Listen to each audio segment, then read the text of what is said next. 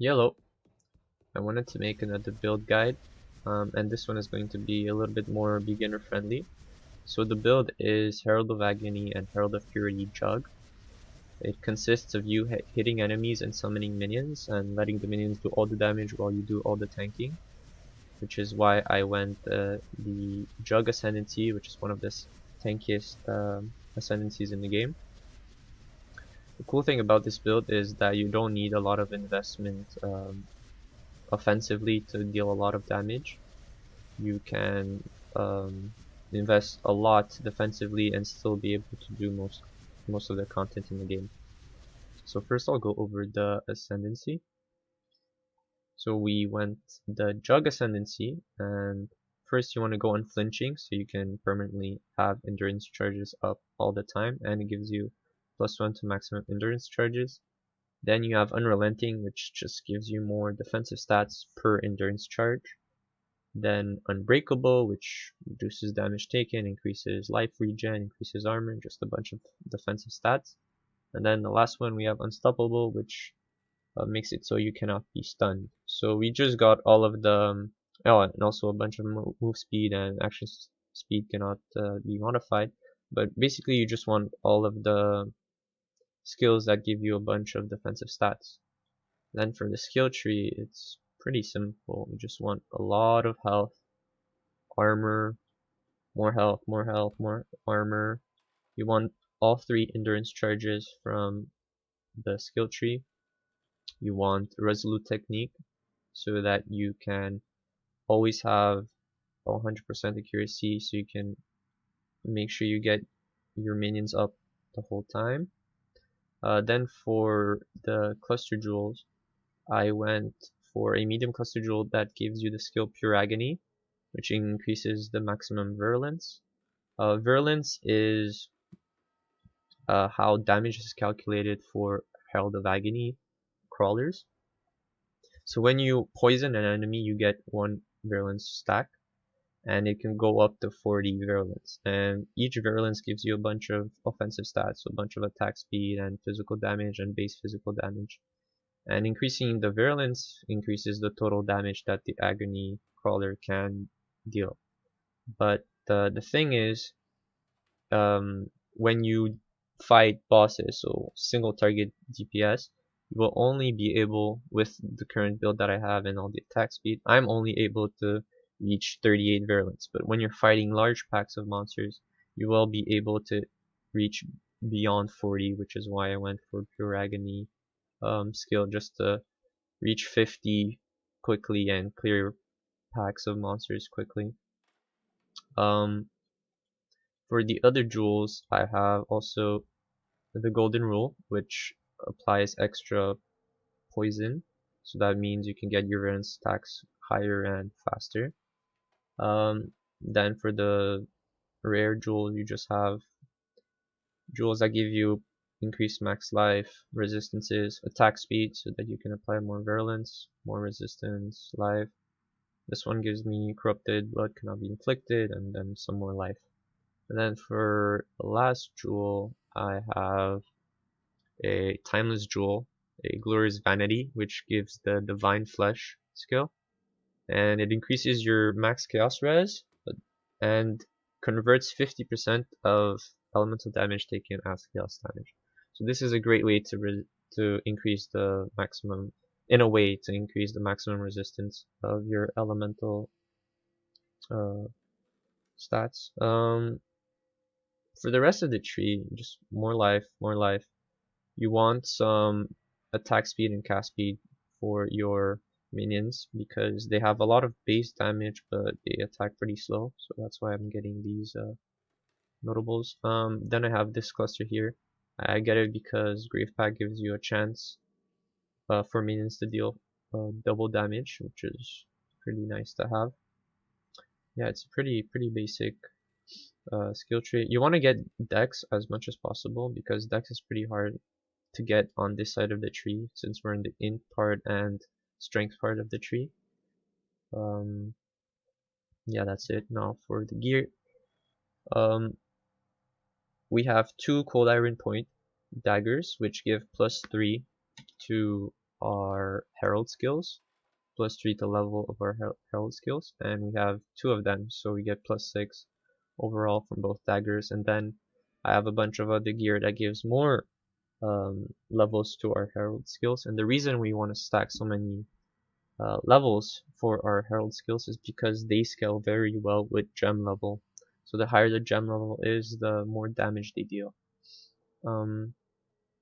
So in the helmet slot, we have a bone helmet, which is the best helmet for minion builds, because it has the implicit, which gives minions deal 20% increased damage, and also we got it elder based, so that we can craft plus 3 to level of socketed minion gems, which you can only get if you have an item level 86 plus elder base helmet.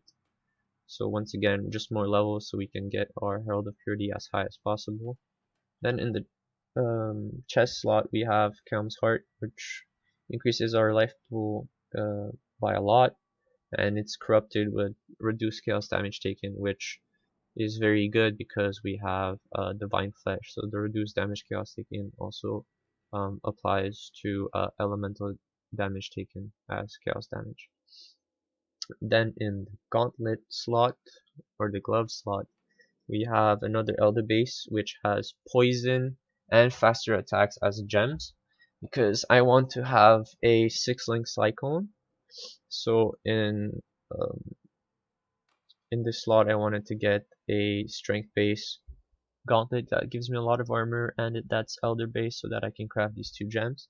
And as for the other stats, you just have armor, life. If the strength, instead of having strength I had dex, that would have been good as well, but that was not the case. But you can get better gloves, better stats. The physical damage added to attacks is pretty useless. Then in the boots slot, we have hunter based boots, which allows us to craft a plus 2 to level of socketed chaos gems. The plus 2 is for the Herald of Agony, which is a chaos gem.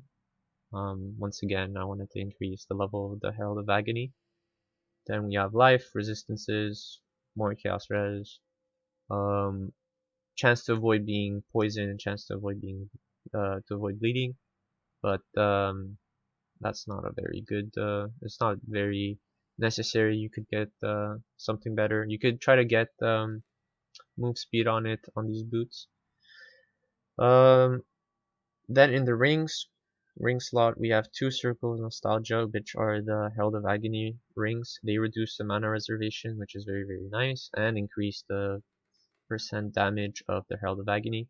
The reason I got the Herald of Agony rings instead of the Herald of Purity rings is because Herald of Agony has higher uptime, so it benefits more from the percent damage increase.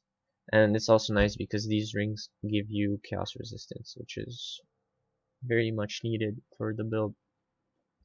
In the amulet slot, we have a warlord base that we can craft plus 1 to level of all physical skill gems, so it applies to both Herald of Agony and Herald of Purity. So that's a very nice amulet, I mean. And then we have a bunch of resistances and some life. And I got the turquoise amulet because it gives dex and int, which we both need. And then finally for the belt, it's a pretty basic belt, just life and resistances. And in the jewel socket for the abyss belt, we have just a bunch of stats for the minions. Yeah, that's it for the gear. Now for the gems. So on the helmet, I have the Herald of Purity. So Herald of Purity with multi-strike support, feeding frenzy, so that it gives more damage to all Herald of Purity sentinels and the Herald of Agony. And then awaken minion damage support, which does get the plus 3 to level socketed minion gems. It does affect it, so that's pretty nice to have some extra damage. If you really want to spend a lot of currency on this build, you can also get awaken multi-strike support, which is very nice. The elder base can have a minion damage support crafted into it, and you could make this a 5-link, but the reason I have a 4-link and not a 5-link is because I don't have enough mana reservation to actually have a 5-link here. Then for the Herald of Agony setup, we have Herald of Agony. Pierce support just for more AoE.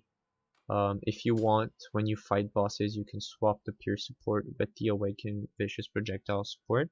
And when you do, it also gets +2 to the level because of the boots. So that's very nice. But I use mainly Pierce because I want to clear packs of mobs faster. And then we have damage on full life support. Herald of Agony doesn't die by taking attacks from enemies. It dies when the virulence stacks reach 0. So it's basically during the whole time it's up, it's always going to be at full health.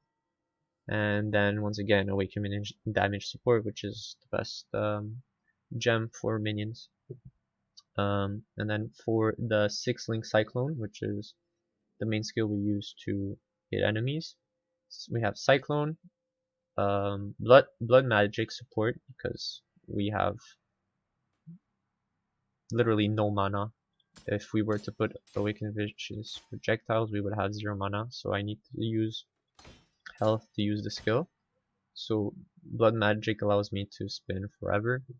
Life gain on hit support, so I can regen a lot of health back. And finally fortify support just to get the fortify effect, which makes me more tanky. Then in the daggers, I have Enduring Cry and Dash. Enduring Cry is just another way to regen health and to generate endurance charges in case for some reason we don't get hit for a long time.